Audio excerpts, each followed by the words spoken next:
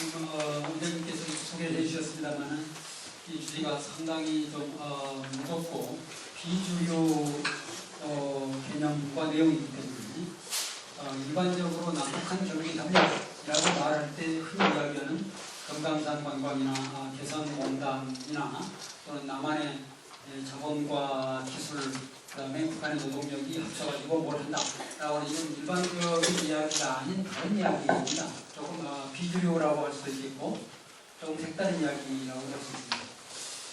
여러분께 나눠드린 자료의 분량 자체도 많은데 제가 사실은 이 파워포인트로 준비한 거는 훨씬 더 많습니다. 그래서 이 시간에 다 말씀드릴 수는 없고 사실은 뭐 한 3강, 4강 정도 해야 이 내용이 소화될 수 있을 정도로 많습니다. 그래서 제가 구체적인 내용들은 좀 건너뛰면서 큰 소항목 위주로 여러분들에게 말씀을 드려야 될 것 같습니다. 그래도 이제 여러분들께서는 이런 주제에 대해서 조금 공부를 하시거나 아시는 분도 계실 테고 생소하다라는 분도 계실 것이기 때문에 군데군데 설명을 하다 보면 좀 시간이 길어지지 않을까 생각됩니다만 가능하면 마치고 한 8시 반 정도까지 제가 마치고 여러분들하고 질의응답 시간을 좀 가져보면 어떨까 하는 그런 생각을 하고 있습니다. 우선 제목부터가 이제 좀 생소할 텐데 사회 연대 경제 Social and Solidarity Economy라는 말을 번역한 겁니다. 이 말보다 더 한국에서 요즘 많이 쓰이는 한겨레신문 같은 데서 많이 나오는 단어는 사회적 경제라는 말입니다. 소셜 이코노미. 제가 여기 써놓은 엔드와 솔리데이티를 빼고 소셜 이코노미를 그냥 번역해서 사회적 경제 이런 말을 쓰고 있습니다만 결국 같은 말이긴 한데 여기 연대라는 말이 들어감으로써 훨씬 더 포괄의 범위가 넓고 좀 역동적인 느낌을 주는 그런 단어입니다. 이 사회연대 경제는 이윤보다도 사람을 중시하는 경제다. 그러니까 전형적인 자본주의 기업과는 다른 기업 또는 경제 활동이다. 이렇게 보시면 됩니다. 이윤보다 사람을 중시하다. 지금 여기가 인내천 강좌입니다만 그야말로 사람을 하늘로 여기는 그런 정신을 가지고 경제 활동을 한다라고 생각하시면 되겠습니다. 그래서 이제 이런 경제는 사회적 가치, 즉 전체선보다 공동선을 중시한다고 하는데 전체선이라는 뭘 말하냐면 대한민국이 얼마나 생산하고 얼마나 소비하고 얼마나 수출하고 얼마나 수입하고 이렇게 해서 전체는 GNP, GDP 여러분들이 많이 들어보시는 수출 몇백억 달러 또는 국민소득 3만 불, 5만 불, 7만 불 하는 그런 식을 전체선, 전체 토탈해서 경제활동이 얼마나 되느냐를 말하는 것이고 공동선은 그런 전체적인 확대도 중요하지만 그보다 더 중요한 것은 그 공동체에 사는 사람들에게 어떤 혜택이 돌아가느냐 하는 더 중요하다. 함께 재벌 기업들이 열심히 해가지고 많은 수출이 늘어나면 물론 좋지만 재벌 기업들이 자기 곳간에다가 수천억, 수조 원을 쌓아놓고 일자리를 만들지 않는다면 과연 대한민국 경제 전체의 양이 늘어나는 게 과연 대한민국이라는 사회 공동체에 유익한 것인가 라고 묻는 것이죠.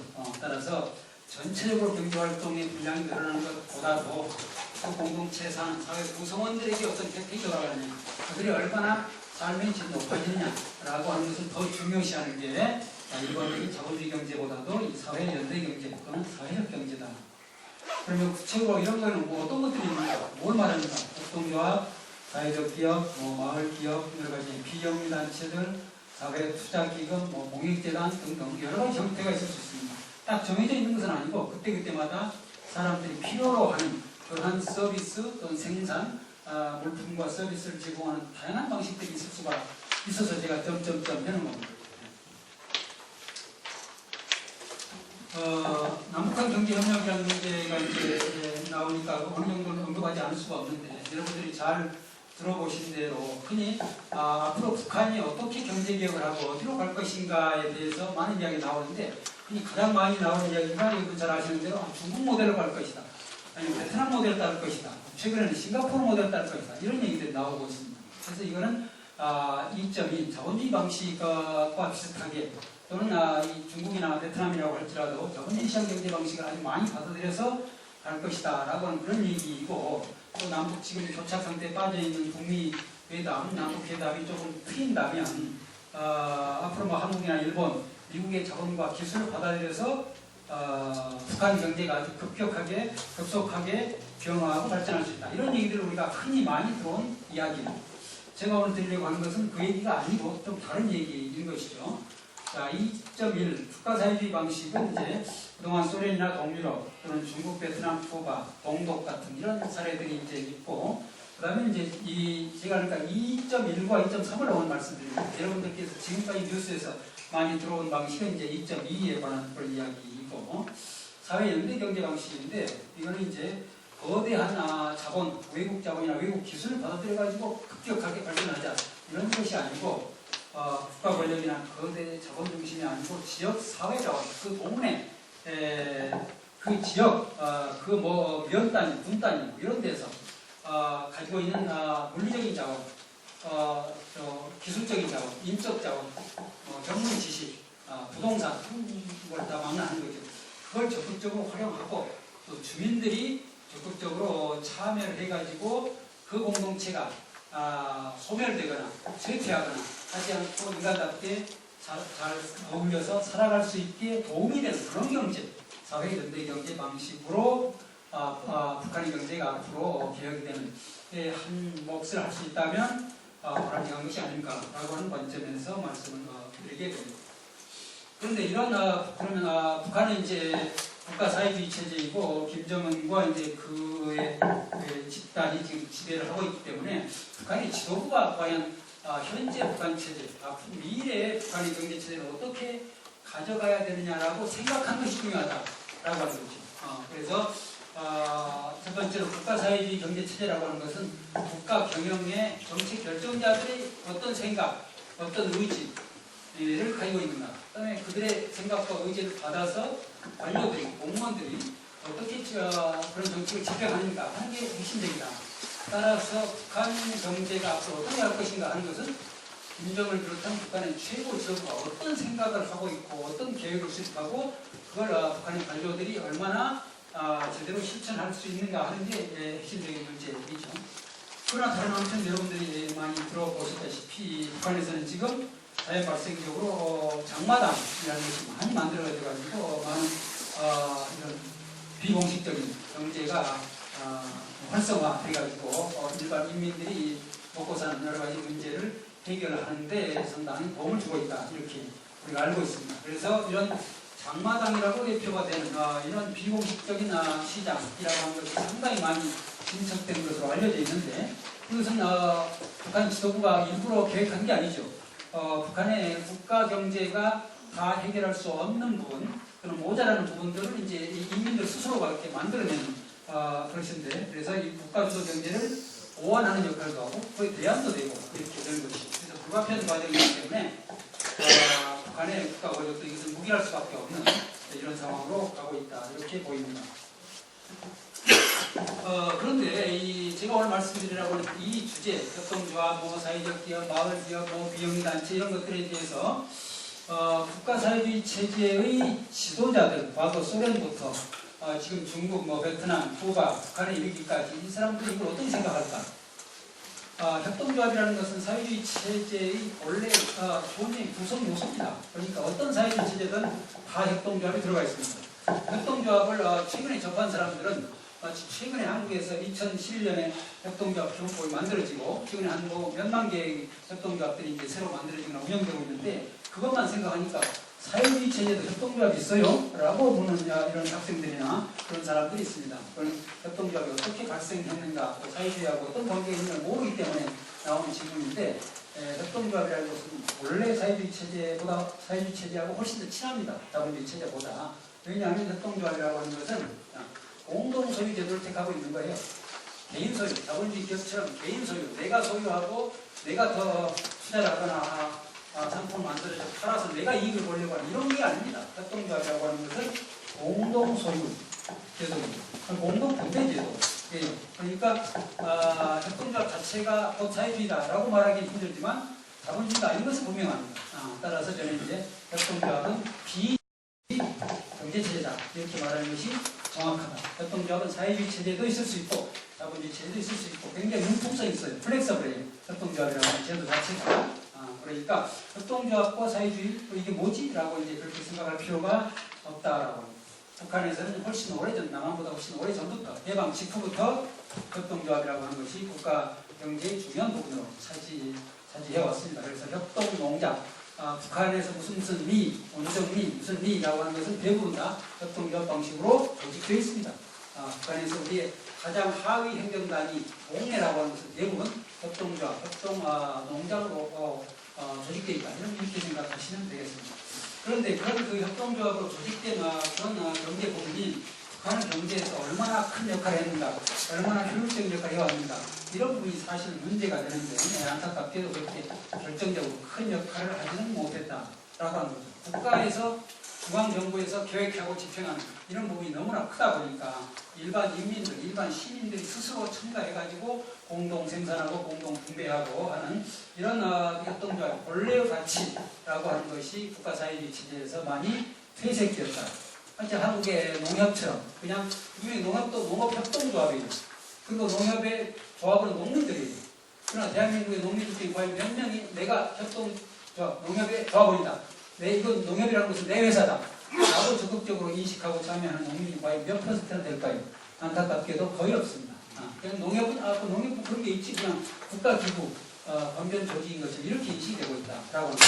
안타깝게도 국가사회주의 체제에서 협동조합도 그런 식으로 왔다라고 하는 것이죠. 그래서 이 사회주의 체제 지도부도 협동조합이라는 것을 아주 그냥 옛날부터 우리나라에 있어 왔긴 했지만 구태의연하고 비효율적이고 국가 안전적인 이런 조직으로 생각하는 경향이 강하다라고 하는 거죠. 자기들이 가지고 있는 경제체제의 장점이나 효율성은 자기들도 잘 몰라요. 근데 이건 북한 사람들만 그런 건 아니고 사실 모든 사회 구성들이 마찬가지예요. 대한민국에 산다고 해서 대한민국 사람이라고 내가 대한민국을 가장 잘 아는 게 아니다. 자기가 경험하는 것을 대한민국의 정보라고 생각하는 경향이 많습니다. 그래서 이 연구라고 하는 것이 필요한 것인데 그냥 사람이 경험만으로는 그 사회를 다 잘할 수가 없다라고 하는 것이죠. 그런데 협동조합도 그렇게 생각하는데 이 사회적 경제다 또는 사회연대 경제다라고 하는 말은 사실 서구에서도 그렇게 오래된 말이 아니기 때문에 북한 사람들은 아마 대부분 아주 생소한 말이다. 협동조합은 들어보고 우리나라도 있지만 사회적 경제, 사회연대 경제 이게 무슨 말이야? 라고 아마 대부분 볼 것입니다. 그래서 그렇기 때문에 사실은 이런 남한에서 남북 경협을 한다. 그래서 문재인 대통령이 김정은과 회담할 때도 앞으로 이 신한반도 경제체제 남북한이 서로 협력을 해서 아주 대단한 경제 발전을 이루고 이 유라시아 대륙, 이 동북아에서 우리가 부강한 나라가 되자라고 하는 아이디어를 담은 그런 청사진은 김정은에게 전달이 됐다라고 하는 뉴스가 나왔습니다. 근데 과연 그런 그 남한 사람들이, 남한의 지식인, 남한의 정부, 남한의 개혁적인, 진보적인 사람들이 북한을 고려해가지고 남북한 경제협력에 관한 아이디어를 만들 때 과연 얼마나 북한의 경제 제도, 북한 인민들의 삶에 대해서 제대로 정보를 가지고 알고서 그들의 입장을 고려해서 그런 정사를 짰는지 저는 의심스럽습니다. 남한에서 남한 사람들 입장에서 이게 바람직하니까 북한은 이게 아직도 후진적이니까 모자라니까 이렇게 도와주면 좋겠다라는 식으로 시대적으로 일방적으로 그런 도움을 주겠다라고 하는 관점이 아닐까라고 하는 생각이 드는데 저는 그렇게 하면 실패할 가능성이 아주 크다라고 생각하고 있습니다. 제가 올 여름에 독일을 다녀왔는데 일부러 동독 지역을 많이 다녀왔습니다. 지금은 이제 통일이 되었을 때는 동독과 서독이 한 나라이지만 그러나 엄연히 동독 지역 가면 서독과 다른 그런 정서와 사회경제 상황이 있는 걸 볼 수 있습니다.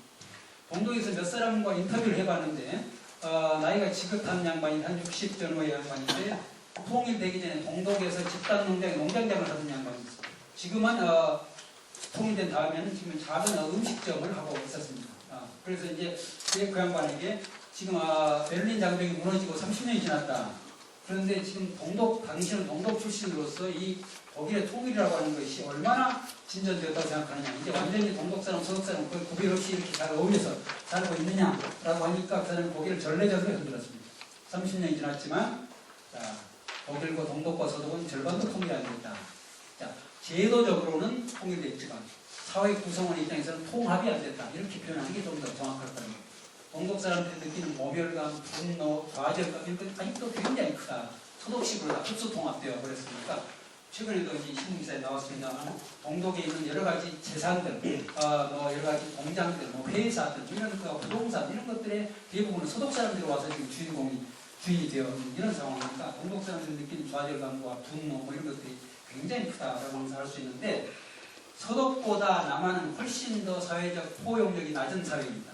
다시 말하면 서독도 굉장히 경제력이 높고 굉장히 이미 통일 전에 동독과 서독 사람이 서로 왔다 갔다 하고 굉장히 사회적 포용력이 과정이 높은 사회에 있음에도 불구하고 30년이 지나도 아직 통합이 제대로 안 되고 있는데 지금 남한처럼 이 배타적인 관념이 아주 강하고 경제력도 서독보다 그렇게 높지 않고 이런 사회에서 만약 통일이 될 경우 남북한은 심각한 충돌과 갈등을 겪을 수 있다. 독일보다 훨씬 더 심한 문제가 생길 것이다 라고 저는 생각을 하는데 따라서 우리가 북한 사람들이 어떻게 살고 있고 북한의 지도부나 일반 인민들이 무엇을 생각하고 있는가를 제대로 알아야 된다. 그래서 맞춤형으로 그들과 서로 협의하면서 뭔가 앞으로의 미래를 설계해야지 남한이 우리가 더 나으니까 잘 사니까 우월하니까 뭘 이렇게 도와줄게 너희들 이렇게 따라와 라고 하는 방식은 통하지 않는다. 실패할 것이다. 저는 그렇게 생각합니다.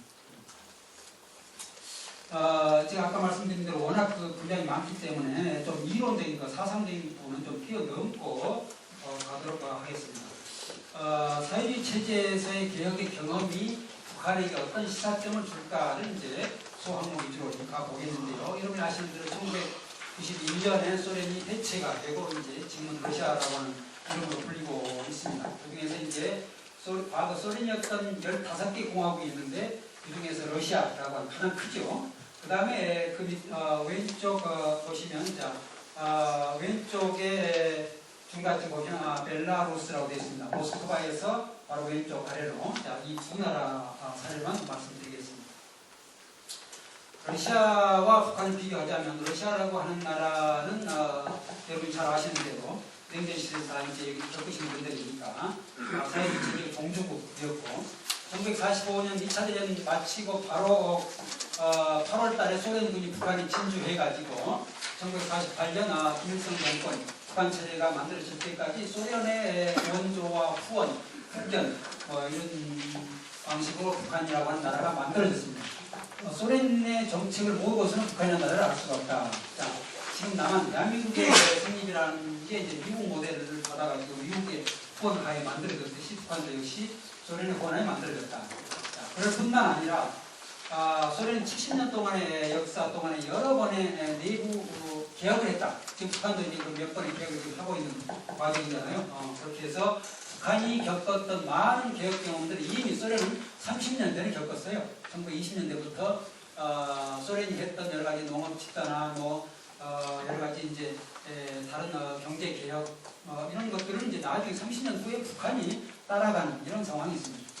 과거 소련의 모델에 따라서 북한이라는 국가가 만들어지고 많은 북한의 정책이 소련을 따라서 했는데 이 1990년대 중국과 남한이 이제 한국이 수교를 하게 된 다음에 중국과 이제 워낙 가까워지니까 한국 사람들이 소련을 잊어버리고 그냥 북한은 다 중국의 모델에 따라서 다 중국식으로 이루어지는 것을 착각하는 경향이 있습니다.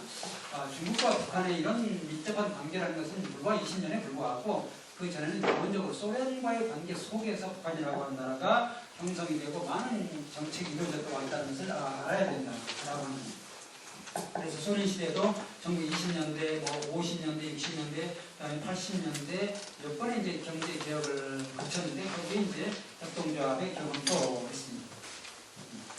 1920년대는 이제 신경제정치라고 하는 시기인데 러시아 혁명의 지도자였던 레닌이 죽기 전에 24년에 죽었는데 21년에 이제 신경제정책이라고 하는 것을 통해서 우리가 시장경제 요소를 받아들여가지고 사회주의 체제를 조금 더 효율적으로 운영해야 되겠다라고 하는 정책을 선포를 하면서 협동조합을 민간이 자율적으로 운영하게 하자. 러시아 혁명 나고 난 다음에 협동조합을 국유화해버렸습니다. 레닌이. 러시아에는 협동조합이 아주 번성했는데 협동조합 지도자들이 레닌을 만나가지고 읍소를 했어요. 당신과 우리들의 최종 목표는 다르지 않다. 보다 인간적이고 평등한 그런 사회를 만들자고 하는 것이니까 우리는 자본주의 기업들처럼 우리가 돈 벌어서 우리 잘 살려고 하는 게 아니다. 제발 국유하지 말아달라. 라고 읍소했지만 레닌이 보기에는 협동조합 그 대단한 것도 아니고 협동조합 가지고 세상을 바꿀 수 있는 것도 아니야. 그냥 국유화해. 이렇게 해버렸는데 몇 년 후에 레닌은 그걸 땅을 치고 후회했습니다. 국가만으로는 국가 권력만으로는 경제를 경영할 수 없구나. 혁명가일 때 레닌하고 최고 지도자가 혁명이 이제 성공해가지고 국가를 경영하는 입장에 서니까 그 나라 살려야 되겠잖아요. 나라 살리는 게 국가 최고 지도자 명령만 한다고 경제가 다음날 살아나는 게 아니다라고요. 그래서 일반 시민들이 적극적으로 참여해야 경제가 살아나겠구나. 그러면 협동조합만큼 좋은 제도가 어디 있겠느냐. 다시 우리가 구조했던 협동조합의 재산들, 이런 조직들을 다 돌려주고 민간이 운영하게 하라라고 해가지고 1920년대 협동조합이 활성화돼가지고 아주 큰 성과를 냈다. 이런 경험이 있습니다. 저는 안타깝게도 1920년대 후반에 스탈린이 죽고 나서 스탈린이 권력을 차지하면서 이제 협동조합이라고 하는 것이 아니라 이제 집단농장 이렇게 만들어버렸습니다. 근데 스탈린도 이론적으로는 이게 집단농장은 협동조합의 아주 높은 단계다, 최고 단계다, 우리는 협동농장을 완성했다 이렇게 말했지만 사실은 이제 협동조합이라는 게 일반 시민, 일반 인민들의 자율적인 의지로 만들고 뭐 설치하고 이런 것이 있어야 되는데 스탈린이 만든 집단농장은 억지로 강제적으로 다 들어가라 하고 뭐 마음대로 설치할 수 없고 그 내부에서 이제 국가가 사실상 이제 큰 운영을 하는데 중요한 역할을 하고 그렇게 해서 이제 스탈린이 만든 집단농장은 협동조합의 원래 원칙으로부터 벗어나버린다. 한변화되어버린다. 이렇게 말할 수 있는 거죠. 자, 이런 것들을 이제 1950년대 후쇼프라고 하는 기자가 나타나가지고 한번 개혁을 시도했었고 마지막에는 여러분들이 아마 아직도 기억하시겠죠. 88 올림픽 때 소련과 이제 남한이 접촉을 하면서 결국 1990년에 수교를 했는데 소련 말기에 이 고르바초프가 이제 대외적으로 대외 정책도 많이 바꿨지만 내부적으로는 이 집단 농장도 바꾸려고 했습니다. 그렇게 해서 직영 농장 보다도 이제 이런 협동조합의 정신을 살리자. 레닌이 살리려고 1920년대 살리려고 했던 이 협동조합을 다시 살리고 사회주의 체제도 좀 인간적으로 만들고 해서 1988년에 협동조합법을 이제 개혁을 해가지고 진짜 제대로 인민들이 스스로 알아서 협동조합을 운영하게 하자라고 했지만 안타깝게도 3년 후에 소련이라는 체제 자체가 해체되는 바람에 그냥 그 협동조합이 본래의 협동조합의 면모를 가지기에는 너무나 짧은 시간이었고 제대로 성과를 내지 못한 채 끝나고 말았다라고 합니다. 그 다음에 이제 최근에도 곳곳에서 러시아, 이제는 소련이 더 이상 아니고 러시아에서 여러 가지 이제 협동조합들이 나타나고 있지만 안타깝게도 과거 소련 체제에서 협동조합이라는 게 너무 강변조합이었다는 인식이 강하기 때문에 일반인들이 협동조합에서 별로 신뢰를 하지 않고 오히려 대규모 영농회사, 이 자본주의 체제에서 했던 미국이나 캐나다 같은 그런 대규모 영농회사에 대해서 오히려 더 신뢰를 하고 그래야 더 효율성이 높다. 국가 권력도 이쪽으로 많이 재정적으로 하고 안타깝게 그런 상황이 이루어지고 있습니다. 구체적인 건 자료를 보시면 좋겠고요. 자, 교훈을 말씀을 드리면 이 좀 개념적인 부분인데요. 한국 사회뿐만 아니라 전 세계적으로 아마 여러분들도 대부분 그렇게 생각하실 텐데 자본주의는 시장경제와 같다라고 생각하는 게 일반적입니다. 자본주의하고 시장경제를 구별하는 사람들은 전 세계 인구 중에 1%도 안 됩니다. 극소수만 그렇게 생각을 하고 있는데 저는 그게 굉장히 중요한 문제다. 자본주의하고 시장경제 우리가 구별하지 않기 때문에 수많은 사상적 혼란, 정책적인 혼선, 여러 가지 많은 문제가 생긴다. 지금 이 문재인 정부의 이런 경제정책도 바로 이런 문제가 생긴다라고 생각을 합니다. 이 시장경제라고 하는 것은 자본주의보다 훨씬 오래됐습니다. 인간이 사회 집단을 만들어서 살아가는 한 시장경제는 불가피합니다. 왜냐하면 생산과 서비스를 만드는 이 사회 집단이 100% 자급자족을 하는 이런 시대가 아닙니다. 그러니까 도시를 만들고 농촌을 만들고 거기서 집단을 만들어서 사람들이 살아가면 다른 집단과의 교류, 교역이 불가피합니다. 그러니까 집단과 집단이 만들 때는 거기 경계지면 항상 시장이라는 게 생겨나요. 마켓이라고 합니다. 시장은 물건을 삭발하는 장소도 말하지만 장소가 연결되면 그것이 시장 경제가 되는 것이죠. 네트워크 말고. 그러니까 시장 경제는 자본주의다, 사회주의다, 공권주의다, 그런 거 상관없고 인간이 살아가는 모든 사회는 시장 경제 요소가 발생하지 않을 수가 없다라고 합니다. 과거 소련을 비롯해서 지금 북한에서 왜 장마당이다, 암시장이다 이런 게 생길까요? 시장 경제가 필요한데 모든 사회에 필요한데 사회주의자들이 혁명을 하면서 시장 경제는 자본주의야, 자본주의는 나쁜 거야. 그러니까 없애. 자, 이런 식의 단순한 사고를 하다 보니까 결국은 일반 인민들이 시장이 필요한데 국가는 필요 없다고 하니까 몰래 시장 경제 활동을 할 수밖에 없다라고 하는 것입니다. 소련에서 나타났던 문제고 지금 북한에서 나타나고 있다. 근데 이건 자유주의만의 문제가 아닙니다. 자본주의 체제의 핵심 문제다라고 합니다. 지금 정경련을 비롯해가지고 재벌 기업을 대변하는 사람들이 우리는 시장 경제 수호자다라고 말합니다. 정부라든가 정치권 경제를 하나도 모르는 너희들이 간섭하지 마. 우리가 민간이 알아서 경제를 운영할 거야 라고 말하면서 자기들이 시장 경제 수호자라고 말하는데 이건 사실이 아니다. 시장 경제와 자본주의를 우리가 혼선하면 그들의 말에 미혹된다, 현혹된다. 그러나 그들은 자본주의를 수호하는 것이지 시장 경제를 수호하는 것이 아닙니다. 시장 경제라고 하는 것은 사회 구성원들이 일상생활하는데 꼭 필요한 여러 가지 필수품이나 서비스를 제공하는 그런 메커니즘입니다. 대한민국의 재벌들이 하는 것은 소수 재벌 기업들의 이익을 자기들의 이익을 위해서 운영하는 자본주의 체제인 것입니다.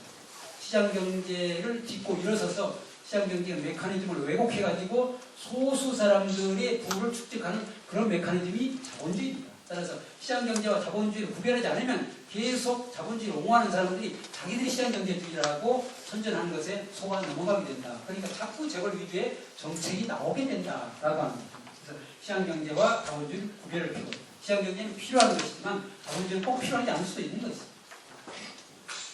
그 다음에 북한에서 소련에서도 이제 이런 문제가 나타났으니까 북한에서 주의해야 될 것은 이 경제 개혁을 한다면서 시장 경제와 자본주의를 구별하지 않으면 자본주의 요소를 대거 받아들여가지고 경제 개혁을 하는 이런 식의 문제가 발생한다. 지금 북한의 여러 가지 인프라가 노후하기 때문에 남한이든 일본이든 미국 자본이 대거 들어가는 것은 불가피하다고 저도 인정을 합니다. 저기 여러 가지 도로라든가 항만이라든가 공장이라든가 엄청난 많은 돈이 필요하죠.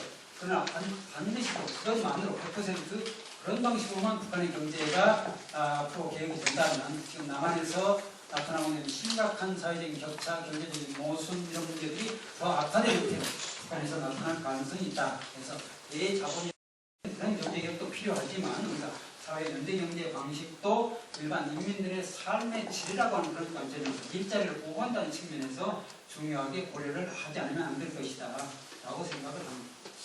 아까 벨라루시라고 하는 나라는 한국에서 있는 사람들이 거의 모릅니다. 지금 과거에 좀 여러분들 연배가 있으신 분은 과거에 백러시아라고 하는 흰백자 백러시아라고 불렀던 바로 이 나라입니다.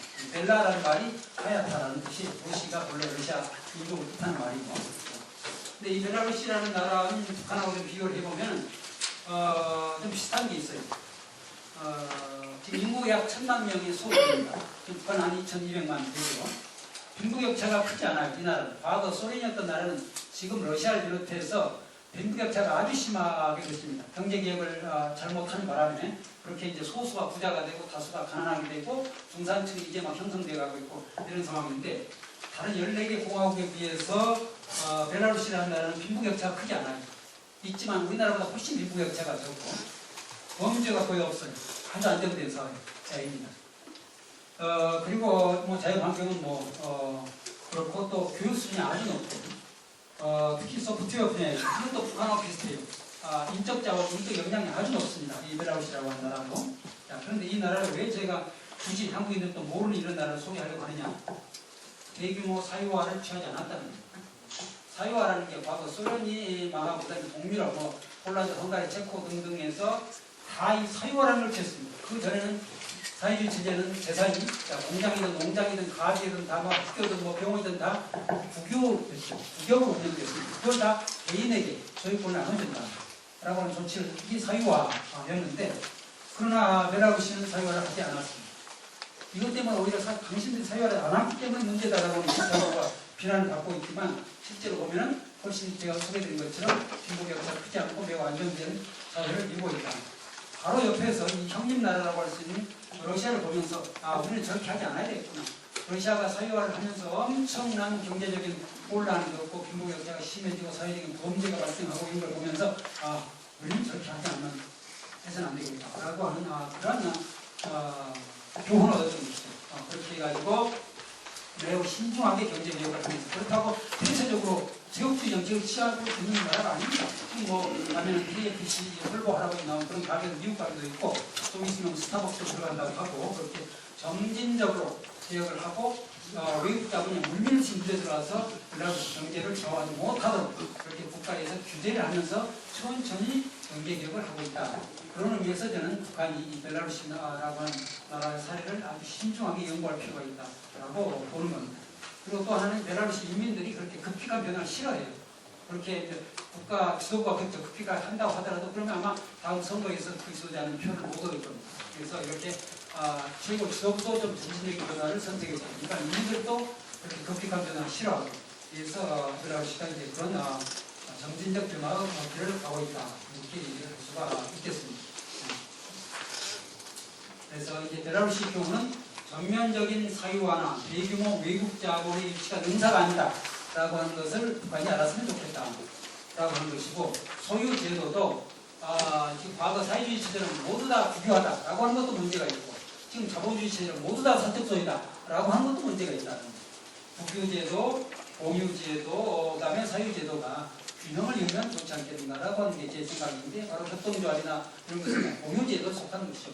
한 사람이 이익을 위해서 운영하는 기업이 아니라 여러 사람이 같이 골고루 혜택을 받을 수 있는 그런 소유권 제도를 가진 기업들 경제활동이 있으면 좋겠다라고 하는 것입니다.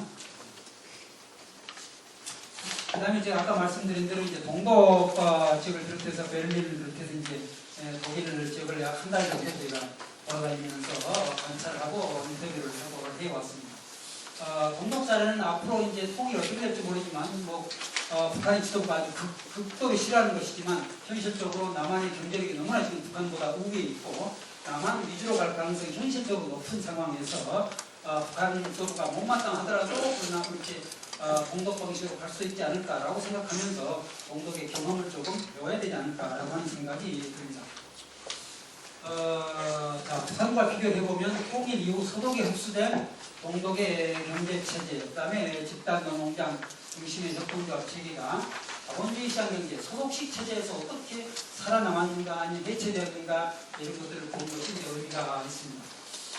제가 이제 짧은 시간 동안 현지에서 관찰하고 또 관련된 책자, 논문을 보고 느낀 것을 정리하자면, 서독 지역에 비해서 동독은 북한과 비교를 하면서 제가 비교를 한 건데, 척박한 토질 조건, 서독에 비해서 동독이 토질이 척박해요.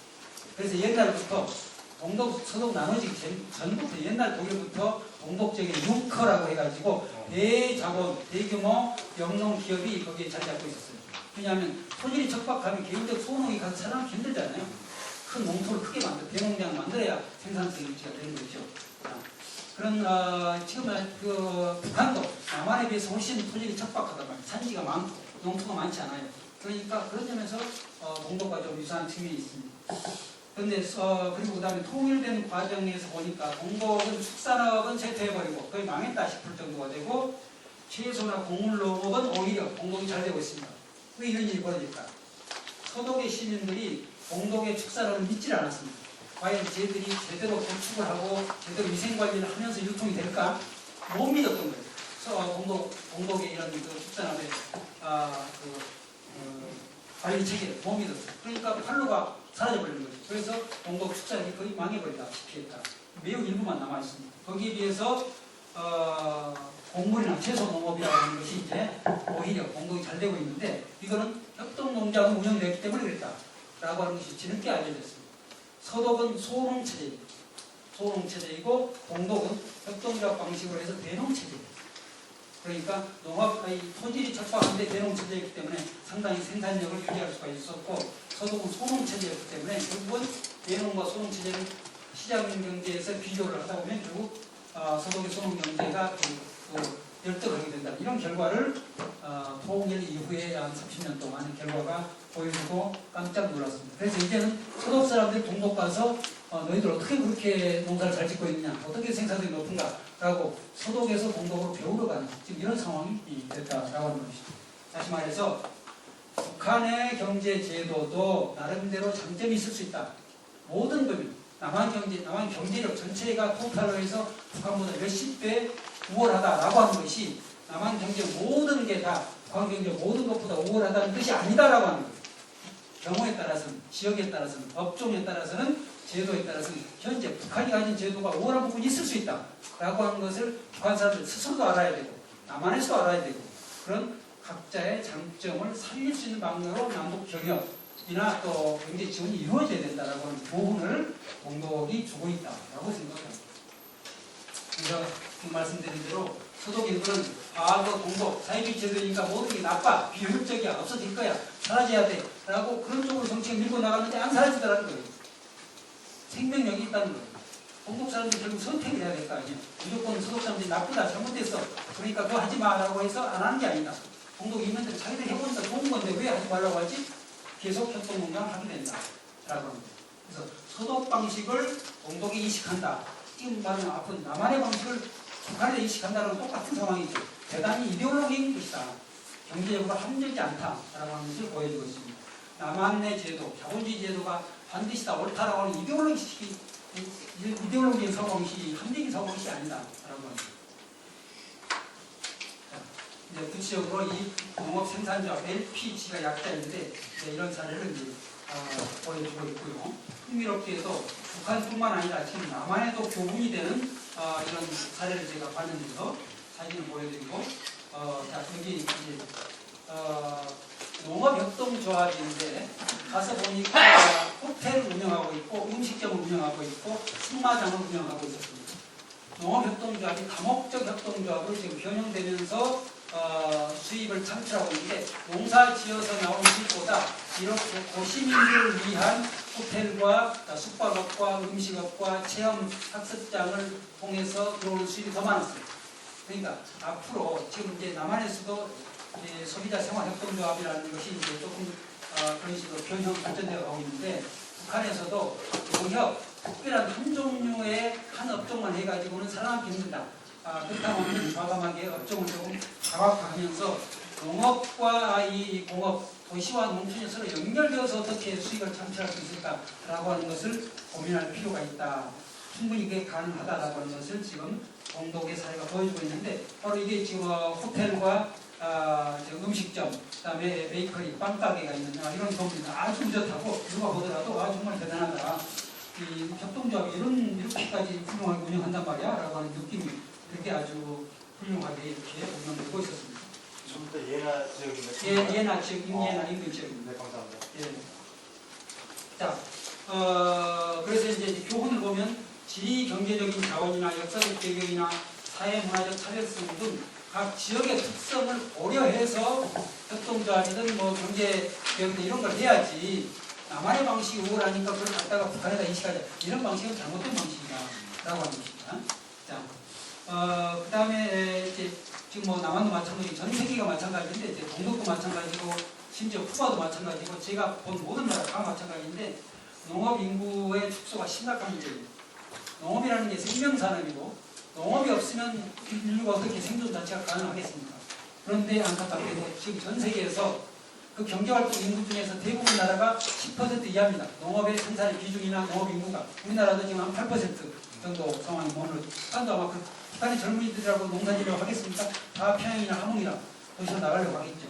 이렇게 농업 인구가 축소되는 상황에서 어떻게 생명산업인 농업을 유지하고 농업협동조합 또는 지역사회 공급체 유지할까라고 하는 그런 고민을 하지 않을 수가 없는데 그럼 불가피하게 이제 농장이 대규모화되고 대규모화되면 이제 농업기계가 몇천만 원짜리 농업기계가 이제 들어가야 되고 하는데 한국에서 이 농촌이 잘못된 저도 이제 농촌에서 중학교 때까지 지내고 그 이후로도 계속 방학 때가 되면 대학 다닐 때까지도 내려가면서 농사를 짓고 했습니다만 안타깝게도 지금 여러분 대부분 농촌 출신이거나 또는 이제 부모님이 농촌 계셔서 추석이나 설 때 내려가시겠습니다만 안타깝게도 대부분 70대, 80대, 90대가 농촌에 이제 앉아있고 그 다음에 각 그 동네 마을에 가면 몇백만, 몇천만 원짜리 농기계가 이제 그냥 낡으면서 계속 놓여있고 그 다음에 각 농가마다 몇천만 원치 빚을 지고 있습니다. 매우 안타까운 상황이 발생했습니다. 한국의 농협이 제대로 된 협동조합 정치가 펼쳤더라면 그런 상황이 있을 수가 없습니다. 아무리 우루과이 라운드 뭐 중국의 값싼 농산물이 들어와도 한국의 농촌이 저렇게까지 망가지지 않았으라고 저는 생각합니다. 한국의 농협은 그 동네 사람들에게 콤바인 하나를 공동으로 구입해서 그들이 공동으로 사용할 수 있게 그런 정책을 펼쳤어야 됩니다. 그런데 한 30가구, 40구가 있는데 콤바인 몇 대가 왜 필요합니까? 빚지고 농협에다 빚지고 공간이 사게 만들죠. 농협은 그 이자 받아가지고 지금 그 농협이 장사를 해온 것입니다. 협동조합 정신과 가치의 목적을 둔 것이 아니라 농협 자체의 사업을 하고 있었던 것입니다. 자, 그런 점에서 앞으로 그 교훈을, 나만의 교훈, 또 이런 다른 사회주의 교훈을 북한이 좀 잘 받아들였으면 좋겠다라고 생각을 합니다. 쿠바 같은 경우에 쿠바를 제가 이제 2011년과 2017년 두 번에 걸쳐서 다녀왔습니다. 북한과 상당히 유사한 점이 있죠. 아까 이제 동독은 서독이 흡수 통합되었다고 하는 점에서 어떻게 동독이 30년 동안 전개되어 왔는가가 북한의 미래를 일정 부분 말해주는 측면이 있는데, 이제 쿠바는 또 이렇게 오랫동안 미국의 압박과 공세를 받아온 나라, 대표적인 나라가 쿠바와 북한인 것이죠. 자, 북한처럼 오랫동안 쿠바도 미국의 압박과 공세에 시달려왔습니다. 1959년 1월 1일 날 혁명을 했는데, 지금 이제 올해가 혁명 60주년이 되는 해죠. 쿠바입니다. 지금까지 쿠바는 미국의 공세에 시달리고 있습니다. 오바마 정부 때 미국과 수교를 했습니다. 그러나 수교하고 나서 곧바로 트럼프 정부로 들어서가지고 트럼프는 이제 잘못됐다라고 하면서 되돌려 버리려고 했어요. 그러나 아직 수교를 다시 완전히 단교까지는 하지 않고 그런 경제활동을 쿠바의 군부와 관련된 교역을 하는 미국의 기업은 제재합니다. 이런 식으로 해가지고 이 쿠바와 미국의 교류와 교역이 제대로 이루어지지 않도록 트럼프가 막아버리고 있는 상태. 그래서 공식적으로는 미국과 쿠바가 외교 관계를 맺었지만 실제로 경제 활동에 있어서는 봉쇄가 계속되고 있습니다. 그래서 제가 쿠바의 지식인들이나 관리들을 만나서 인터뷰를 해보니까 미국 놈들은 겉으로만 수교했다고 하고 실제로 봉쇄는 하나도 안 풀어주고 있다. 나쁜 놈들이다. 이렇게 욕하는 걸 들었습니다. 그리고 또 한편으로는 이제 똑같이 북한과 쿠바가 보인 반응이 있어요. 1985년에 고르바초프라는 소련의 새로운 지도자가 나타나서 개혁개방 이쪽 페레스트로이카라고, 그래서 이 쿠바에 갔습니다. 고르바초프가 너희들도 우리처럼 좀 개혁을 해봐. 그동안 그 국가 사회주의 방식으로 하니까 잘 안 됐잖아. 문제가 있잖아. 너희도 알잖아. 같이 한번 해보자 라고 하니까 그때 지금 이제 죽었습니다만 피델 카스트로가 안 돼. 우리는 그렇게 안 할 거야 라고 했어요. 북한에서도 김일성이 안 한다고 했습니다. 그렇게 한번 사회주의를 배신한 거다 라고 얘기를 하면서 소련식 개혁개방을 거부를 하는 측면에서 쿠바와 북한 같은 경험을 가졌습니다. 세 번째 비슷한 점, 소련이 망하니까 북한과 쿠바가 똑같이 고난의 행군을 했다는 것이죠. 그만큼 소련 경제에 대한 의존도가 아주 높은 게 북한과 쿠바였다. 아까 말씀드린 대로 북한과 중국에 대한 의존도가 북한이 이렇게 높아진 것은 1990년대 이후이지, 소련 해체된 다음이지. 그 전에는 소련에 대한 의존도가 아주 높았다. 쿠바나 북한이나. 그래서 쿠바는 굉장히 단작 생산 위주의 그런 농장체입니다. 그러니까 사탕수수가 쿠바의 주요 농작물이에요. 주요 작물 산업이에요. 그러니까 사탕수수 말고 다른 게 별로 나오는 게 없죠. 그래서 그러나 이제 소련은 지금 러시아를 아시겠습니다만 북반부에 자리 잡고 있기 때문에 사탕수수가 나지 않죠. 그러니까 설탕이 매우 귀해요. 그러니까 쿠바에서 설탕을 제대로 된 값으로 쳐주고 수입하고, 그 다음에 소련에서 많이 나는 석유, 가스, 그 다음에 여러 가지 생필품을 아주 싼 값에 공급해주고, 이런 식으로 사회주의 형제국, 사회주의 진영을 유지하기 위해서 소련이 종주국으로서 그런 대가를 치는 겁니다. 북한에 대해서도 이제 그런 방식으로 하고, 그렇게 해서 쿠바의 경제가 잘 유지되어 왔는데, 그래서 쿠바 사람들 만나면 1980년대를 황금 시대라고 말하더라고요. 자기들은 피델 카스트로가 혁명하면서 인민들에게 약속한 모든 약속을 다 실현시키는 걸 자기들은 보았다. 안타깝게도 북한은 그런 경험은 없죠. 김일성에 이어서 김정일, 김정은까지 아직도 3대 1로서 아직까지도 북한에서는 고깃국의 입학의 고깃국 먹는 게 소원이다 라는 얘기를 아직도 하고 있다. 안타까운 일이 아닐 수 없습니다. 쿠바에서는 자기들은 80년대 이미 그런 문제는 다 해결했고, 다 집에 가면 항상 과일이 넘쳤고 전자제품 다 가지고 있었고, 그렇게 충분하게 휴식과 여가를 취하고 뭐 이런 얘기를 하고 있는데, 그게 소련의 지원 덕분에 가능했다라고 하는 것을 이제 우리가 알게 됩니다. 그래서 소련이 해체되고 이제 원조가 중단되니까 결국 북한과 똑같이, 다만 용어만 다를 뿐이에요. 북한에서는 고난의 행군이라고 말하고 쿠바에서는 특별시기다, 비상시기다 이런 말이죠. 이런 90년대 이후 그런 상황을 겪어왔고, 쿠바에서도 북한처럼 그런 시기를 완전히 아직도 다 벗어나지 못하고 있다. 북한보다는 조금 상황이 낫긴 합니다만, 왜냐하면 쿠바는 멕시코를 비롯해서 중남미 국가들과 교역이 이루어져왔어요.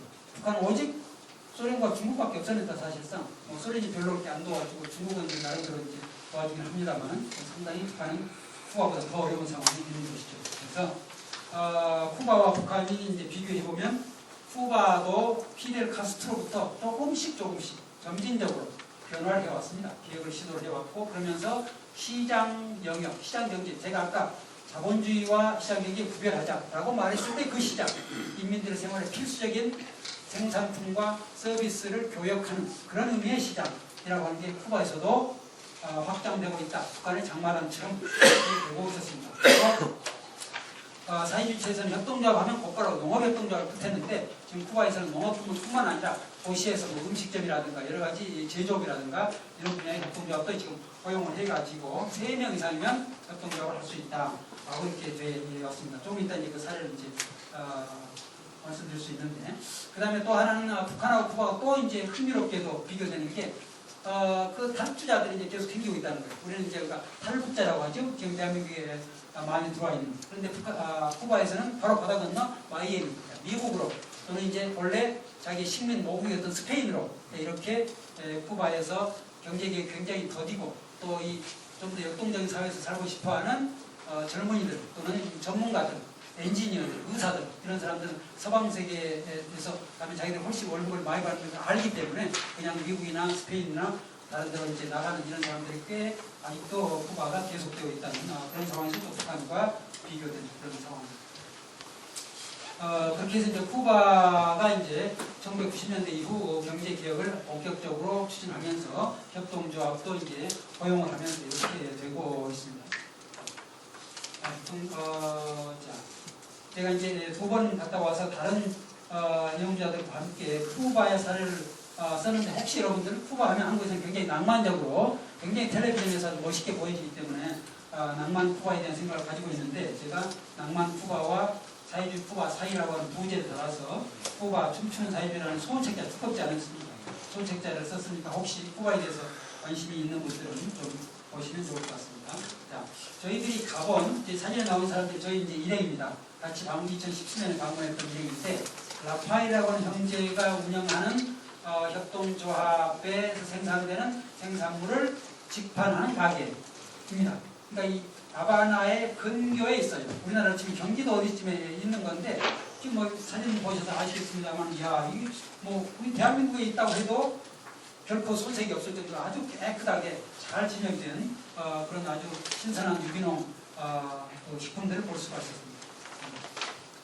그 다음에 이제 후카라고 하는 사람이 운영하는 농장, 또 오른쪽에 웃고 있는 사람이 후카라고 하는 사람인데 흥미롭게도 이 사람은 이탈리아 사람이에요.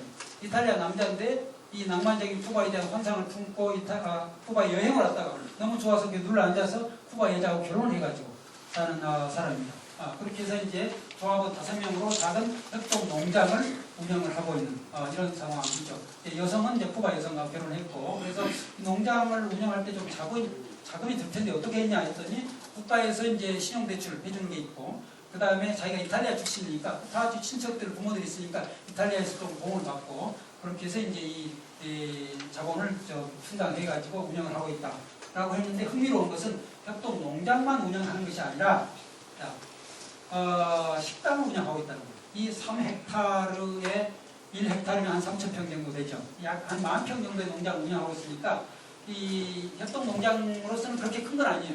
우리나라 소농규모로 10,000평은 꽤 큰 규모지만은, 그래서 여기에서 자기들이 유기농으로 이 농작물 생산해서 그걸 가지고 곧바로 하바나 시내에서 파스타 식당, 이 사람은 이탈리아 사람 아니에요.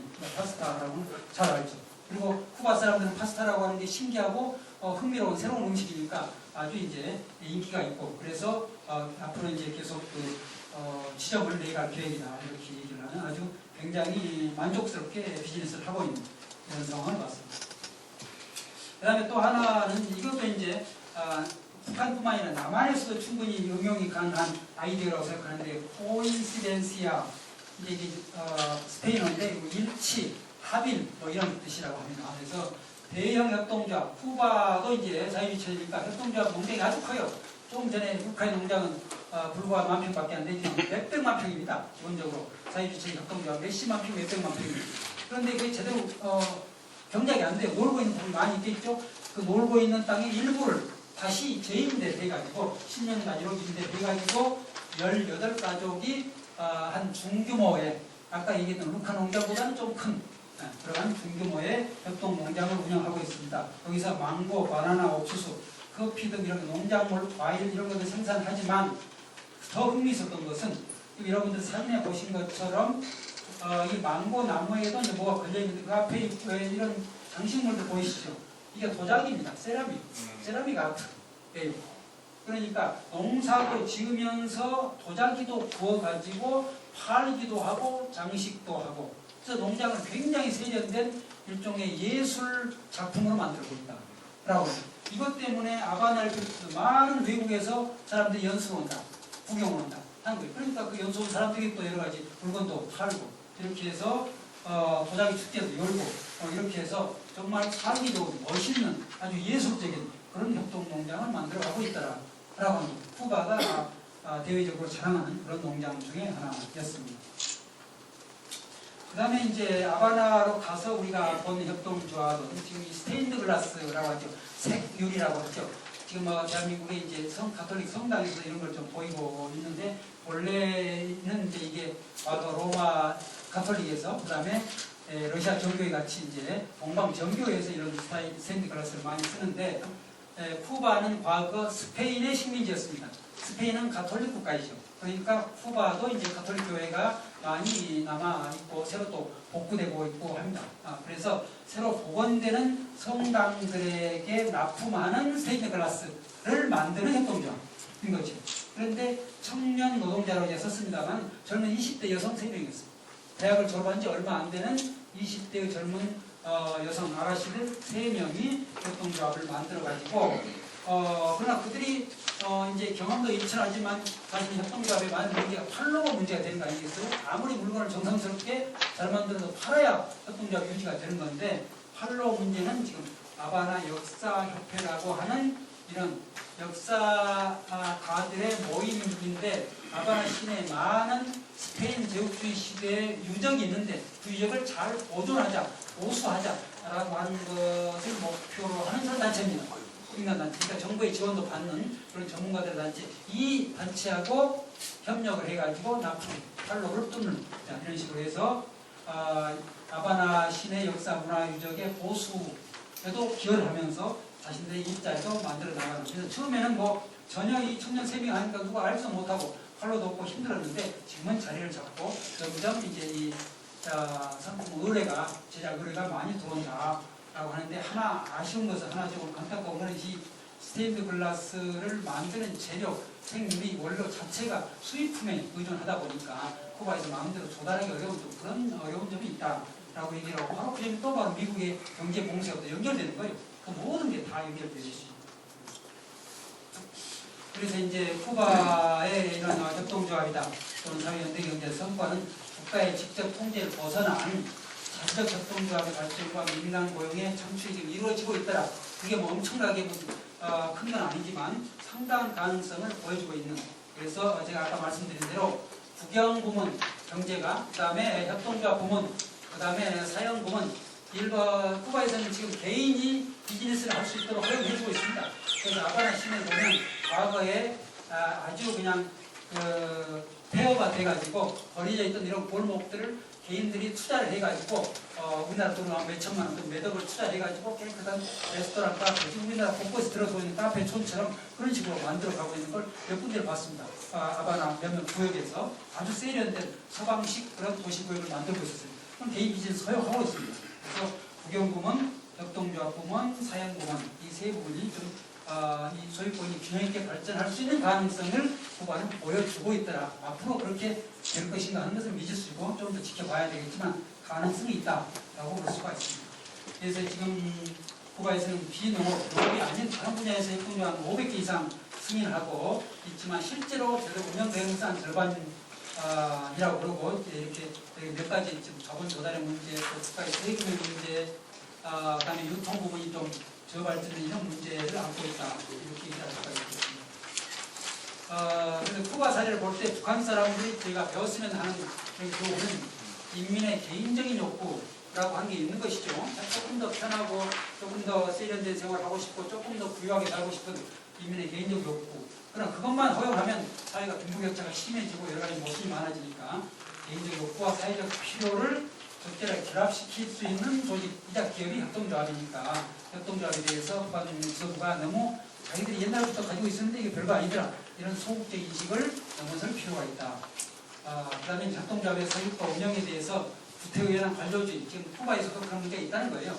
그래서 그걸 좀 탈피하고 세제 혜택, 공공조달 등의 법적이나 제도적인 혜택을 줄 수 있도록 하는 그런 정책적 혁신이 필요하다라고 하는 것. 그 다음에 농업협동조합도 농사만 짓지 말고 여러 가지 복합기업, 다목적 사업체로 발전시킬 필요, 그런 가능성이 있다라고 하는 생각이 듭니다. 전체적으로 제가 이제 많은 내용이 있는데 건너뛰면서 이렇게 얘기를 했는데요. 좀 이제 요약을 하고 여러분과 지금도 시간을 가졌으면 싶습니다. 자, 첫 번째로 북한의 지도부가 이 사회경제적 다원주의의 필요성을 좀 인정을 하고 사회적 수익성이라고 하는 개념을 가질 필요가 있다라는 생각입니다. 조금 어려운 말이 되겠습니다만 이거는 북한뿐만 아니라 남한에서도 저는 마찬가지라고 생각하는데 남한 사람들은 기본적으로 한국의 자본주의가 좋은 지 몇십 년밖에 안 되는데도 불구하고 세계에서 이 천민자본주의 의식을 가장 철두철미하게 이 뼈에 갖고 있는 사람들이 저는 대한민국 사람들이다라고 생각합니다. 사적 소유라고 하는 게 거의 신처럼 이렇게 숭배를 하고 있고 부동산이라고 하는 건 신으로 숭배하고 있는 나라가 대한민국인데 그래서 사적 소유라고 하는 것은 여러 가지 소유 제도 중에 하나다. 상대화할 필요가 있다. 너무 자본주의적인 인식에 세뇌돼가지고 인간이 마치 사적 소유 제도가 아니면 다른 소유 제도가 없는 것처럼 그렇게 생각을 하고 사적 소유가 인간이 만들어낸 가장 효율적인 제도라고 그렇게 경제학, 경영학 교과서에 써놓고 이렇게 있는데 그건 사실과 다른 것이다. 사적 소유 제도라고 하는 것은 옛날 과거 로마 시대부터 있어 왔지만 그 극히 일부였다라고 하는 거죠. 동양이나 서양이나 사적 소유 제도라고 하는 것은 극히 부분적이고 일부였고 그렇게 바람직한 제도로 여겨져 보지 않았습니다. 서양에서도 여러분 이탈리아 유명한 협동조합을 전공하는 이제 자마니 교수라고 하는 사람이 있고 또 다른 경제학자도 있습니다만 그 사람들이 이제 예로 들고 있고 여러분들도 이미 알고 계신다면 성경에 그런 구절이 나오죠. 부자가 천국에 들어가는 것은 낙타가 바늘구멍을 통과하는 것보다 어렵다. 이거 뭘 말하냐면 자기의 부를 축적하기 위한 경제 활동을 하는 건 나쁜 놈이다라고 하는 얘기예요. 중세 가톨릭이 지배하던 이런 시기까지는 이렇게 사적 소유라든가 개인의 부를 축적하기 위해서 경제 활동을 하는 놈은 천한 놈, 나쁜 놈 이렇게 간주되어 왔어요.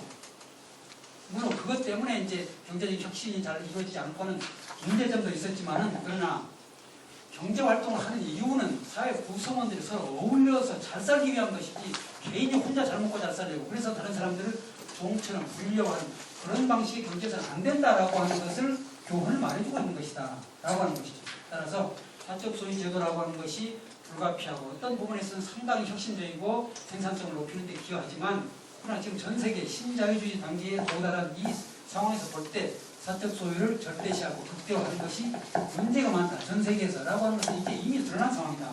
그러니까 사적 소유가 필요한 부분이 있고 그 다음에 협동조합이다, 사회적 기업이다, 마을 기업이다, 비영리단체다 이런 부분이 있고 공동소유, 공유 또는 사회적 소유가 필요한 부분이 있고 그 다음에 국가나 중앙정부나 지방자치단체가 해야 될 게 있는 것이다 라고 하는 것이죠. 그러니까 설령 효율성, 경제적 측면에서 생산성이 나지 않더라도 반드시 국가가 존재 이유가 뭐냐?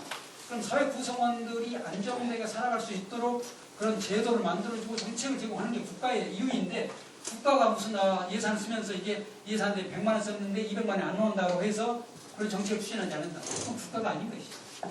국가나 지방자치단체가 해야 될 일이 있는 것이다. 그 다음에 개인이 자기의 이익을 창출하기 위해서 할 수 있는 일, 해야 될 일이 있고 우리가 함께 해야 될 일이 있다. 그래서 이렇게 3자가 사유, 공유, 국유 이 제도 3자가 균형을 이루는 이런 경제제도가 저는 가장 바람직한 이런 제도다라고 생각합니다. 이게 사회경제적 다원주의를 북한이나 남한이다 인정을 하자라고 합니다. 그다음에 사회적 수익성이라고 하는 것은 경제적 수익성에 대비되는 말로 써본 겁니다. 모든 것을 그냥 우리가 100원 투자하면 200원 벌어야 그게 수익이 있다라고 생각합니다. 그러지 말고 눈에 보이지 않는 숫자로 표시되지 않는 비록 100원을 투자해가지고 50원밖에 안 나왔다고 할지라도 실제로 그 사회 구성원들이 500원의 사회적인 삶의 질이 높아졌다고 한다면 그건 100원이나 200원 문제가 아니다. 눈에 보이지 않는 대차도제표, 재무제표로 반영될 수 없는 그러한 효과라고 하는 게 있는 것이다. 정부의 정책, 경제활동이라는 것이. 그래서 이걸 우리 사회적 수익성이라는 개념을 도입하자. 아주 좁은 의미의 경영적, 경제 수익성이라는 것으로 세상 모든 활동을 판단하지 말자라고 합니다. 그 다음에 두 번째로 협동조합의 자율성과 역동성. 아까 말씀드린 대로 저는 사회주의 체제에서는 협동조합이라는 게 개인 시민들, 일반 인민들의 자율성, 자발성이라는 게 희석되거나 사라지고 그냥 국가 기관의 일부인 것처럼 이렇게 운영되는 사례가 많이 있고 그러면서 스스로 잘못 운영해놓고는 이 제도가 잘못된 것으로 착각을 한다라고 합니다.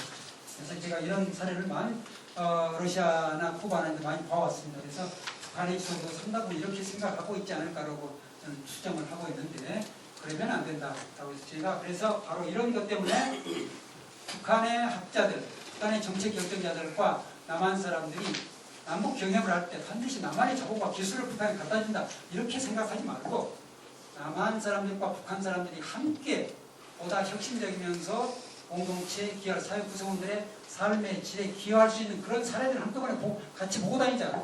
같이 토론을 하자. 그래서 앞으로 북한의 경제가 이런 방향으로 갈 수 있고 이런 사례가 있다는 것을 같이 논의하면 좋겠다. 왜냐하면 저를 비롯해서 아무리 남한의 무슨 학자들 훌륭한 사람들 북한에 가서 얘기하더라도 북한 사람들은 피부에 와닿지 않는 거죠. 자기들 알지 못하는 거다. 자기들 생각하는 거 다르다. 라고는 받아들이지 않을 겁니다. 그러니까 지금 북한의 학자들, 전문가들, 정책 결정자들이 남한 사람들과 함께 대한민국이건 미국이건 캐나다건 스페인이건 이탈리아건 한번 후보하고 가서 보면서 자 이게 기존의 전형적인 자본주의 방식이나 사회주의 방식은 아니지만 참여 방식은 이렇게 잘 되고 있다는 것을 같이 보면서 우리가 협동조합이다, 사회적 기업이다 하는 것들에 대한 그런 역동성과 효율성을 좀 성찰할 필요가 있지 않을까 하는 그런 생각을 해보게 됩니다. 그 다음에 마지막으로 쓴 것은 여러분 잘 아시는 속담이라고 생각합니다만 중국을 놓고 양자강 이남과 이북이 소질이나 기후가 완전히 다르죠. 저 광저우를 비롯해가지고 저 남쪽은 아주 날씨도 따뜻하고 덥고 토양도 아주 좋고 그리고 북쪽으로 갈수록 지금 하얼빈 저쪽 러시아 쪽으로 갈수록 아주 춥고 소질이 척박하다. 그래서 하나는 똑같은 나무를 심었는데 양자는 남쪽 따뜻한 지방에 심었더니 귤이 열리는데 그걸 보고 어떤 사람이 그 나무를 뽑아다가 저 양자는 북쪽에 하얼빈에 심었더니 팽자밖에 안 열린다. 한국 사람들이 크게 잘못하는 것 중에 하나가 그러니까 한국 사람들 근육병 중에 하나가 외국에서 뭐가 잘 된다고 하면 그걸 그대로 갖다 뽑아서 심으면 대한민국이 잘 될 걸로 생각하는데 번번이 실패한다. 외국 제도를 그대로 인식해서 성공한 사례가 거의 없습니다. 그냥 껍데기만 남고 제도만 남고 실제는 본질은 다 사라져버립니다. 이런 것들이 아주 많아요.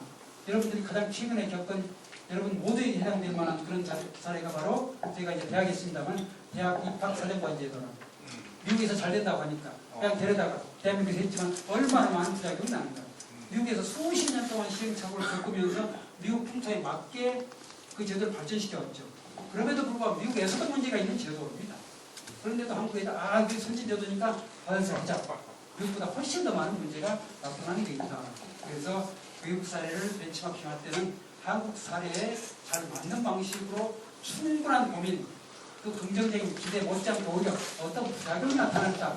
우리는 그런 제도를 지금 시행할 준비가 되어 있는가라고 하는 걸 충분히 사전에 고민하고 준비하지 않으면 안 된다라고 하는 생각이 듭니다.